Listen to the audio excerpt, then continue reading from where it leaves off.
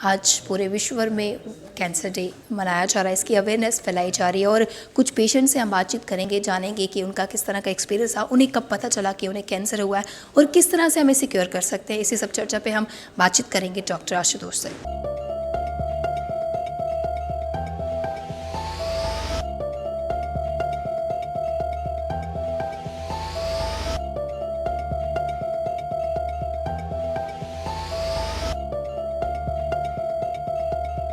मेरा नाम रोशन लाल है, मैं पंजाब का रहने वाला हूँ। जी, आपको कब पता लगा कि आपको कैंसर हुआ है? जो 7 महीने पहले मेरे को पता था।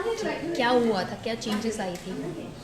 ये तो ऐसे है कि मैं थोड़ी बहुत स्मोकिंग करता था, जी इस वजह से भी हो सकता है। जी, माउथ का कैंसर हुआ आपको? हाँ, मौत का कैंसर। तो क्या बोला डॉक्टर ने, उसका ट्रीटमेंट किस तरह से करवा रहे हैं आप?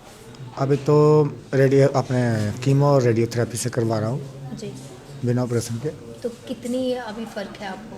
अभी मेरे को काफ़ी फ़र्क है। तो ये जो पहले ट्रीटमेंट से। करवा रहे हैं, क्या वो पेनफुल है? हाँ, पेन तो होता है, थोड़ा बहुत तो होता है। जी, तो क्या कहना चाहेंगे जो भी व्यूअर्स आपको देख रहे हैं, उन्हें क्या सजेशन देंगे आप? उनको तो यही दूंगा कि अगर आपको पता चल जाता है तो टाइम का अपना ट्रीटमेंट करवाइए और नशे नुशे जो भी करते हैं उनको तुरंत बंद कर दें। अब रिसेंटली कोई जुलाई के महीने में सीए डायग्नोस हुआ था, तो फिर उसके बाद हम डॉक्टर शबाब से यहीं से ट्रीटमेंट ले रहे हैं। बहुत अच्छा एनवायरनमेंट मिल रहा है हमको यहाँ पे और ट्रीटमेंट भी देखा जाए तो बहुत अच्छा है। डिटेक्ट किस वजह से किया गया कि क्या कारण रहा इनका पहले? डिटेक्ट एक्चुअली एल्कोहलिक भी थे प्लस क्रॉनिक स्मोकर थे पहले। 62 इयर्स तक इनको कोई भी प्रॉब्लम नहीं है। 62 इयर्स ये रिटायर्ड टीचर रहे, तब तक इनको कोई इवन सिंगल पैरासिटामोल की गोली तक नहीं खाई इनने।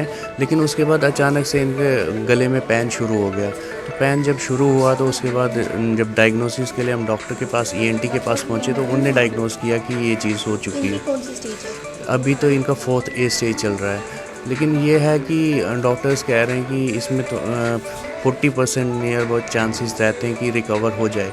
तो इसके साथ साथ में प्रिवेंशन सबसे बहुत बड़ी चीज़ है। जैसे कि हमको पता है कि डायग्नोस तो हो चुका है, लेकिन अब ये ट्रीटमेंट भी चल रहा है। ट्रीटमेंट के साथ साथ में इनकी प्रिवेंशन बहुत ज़्यादा मैटर करती है, जैसे साफ़ सफाई, इनको पब्लिक प्लेसेस पे मास्क के बिना नहीं जाना है।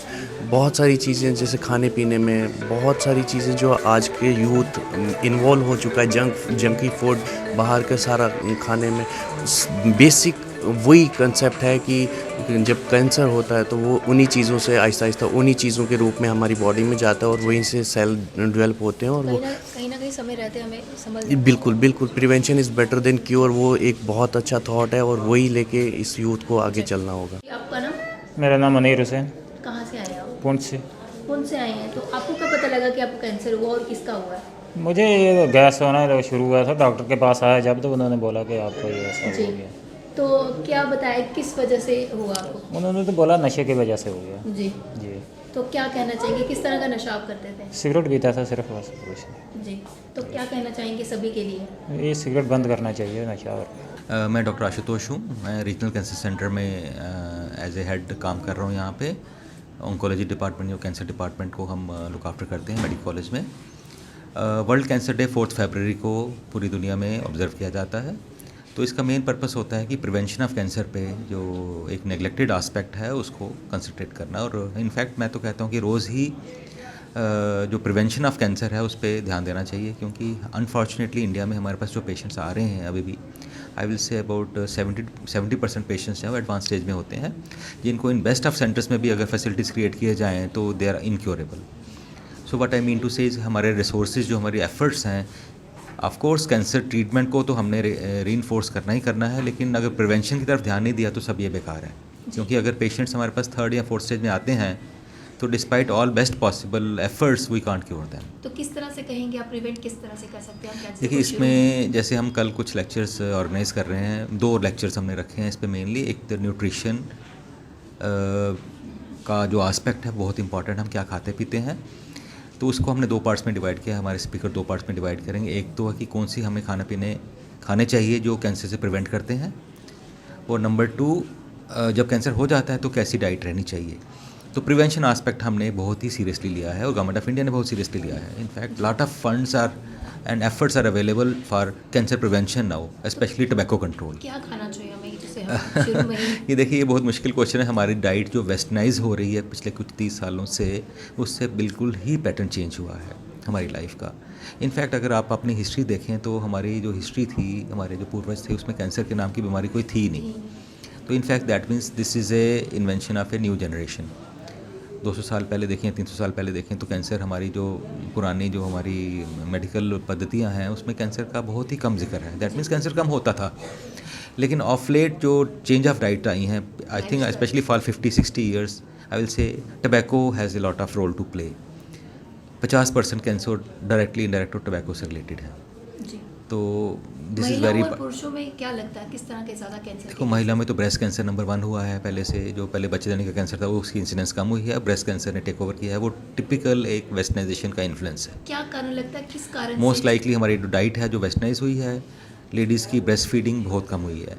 हार्डली यूल सी कि द लेडीज़ जो वर्किंग है आजकल, इनफैक्ट ऑर्गेनाइज सेक्टर में, नॉन ऑर्गेनाइज, घर की लेडीज़ भी इसको कहेंगे, गांव की लेडीज़ भी वर्किंग है वर्चुअली।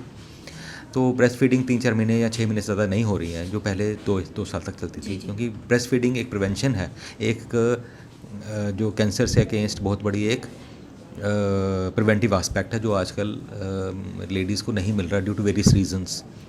दूसरा और भी कारण है, हमारी लॉन्जिविटी बढ़ी है और डाइट टोटली वेस्टर्नाइज हो गई है, लाइफ स्टाइल टोटली सेडेंट्री है, ओबेसिटी है, मोटापा है। क्योंकि कहते हैं जो कैंसर सेल्स हैं वो खाली जो हमारी फैट टिश्यूज है उसमें डिपॉजिट होते हैं, जो कैंसर काजिंग एजेंट्स हैं। तो जितनी फैट बॉडी में ज़्यादा होगी तो उतना कैंसर के होने के चांसेस ज़्यादा। के उपलक्ष्य में क्या एक मैसेज देना चाहेंगे सभी? बस prevention is the main aspect. जो मेरे पिछले 20-25 साल की मेरी अपनी इन्वॉल्वमेंट है कैंसर के फील्ड्स में, आई रियलाइज्ड कि जब तक प्रिवेंट नहीं करेंगे हम कैंसर को, हम इस पर कामयाब नहीं होंगे, इसमें हम सक्सेस नहीं पा सकते। तो हमने डॉक्टर आशुतोष से बात की, उन्होंने काफ़ी अच्छा बताया कि किस तरह से हम इसे प्रिवेंट कर सकते हैं। और साथ ही साथ कुछ पेशेंट से भी हमने बातचीत की। उनका कहना है कि नशे के चलते, नशा वो ले रहे थे, इस वजह से कहीं ना कहीं उन्हें कैंसर के जो वो शिकार हुए, कहीं ना कहीं कुछ अर्ली स्टेजेस में डिटेक्ट करवा जाते हैं अपना जो उन्हें कैंसर हुआ, तो कहीं ना कहीं लास्ट स्टेज तक भी पहुँच जाते हैं। तो कहीं ना कहीं हमें आज एक प्रण लेना चाहिए, हमें अल्कोहल यूज़ नहीं करना चाहिए, हमें किसी भी प्रकार का नशा नहीं करना चाहिए, ताकि आने वाले समय में हमें कोई भी बीमारी ना हो। अगली अपडेट लेकर फिर मैं हाजिर होंगी, तब तक के लिए आप देखते रहिए यंग बाइट्स। वीडियो जर्नलिस्ट अभिषेक बड़ू के साथ मैं पूजा ठाकुर, यंग बाइट्स।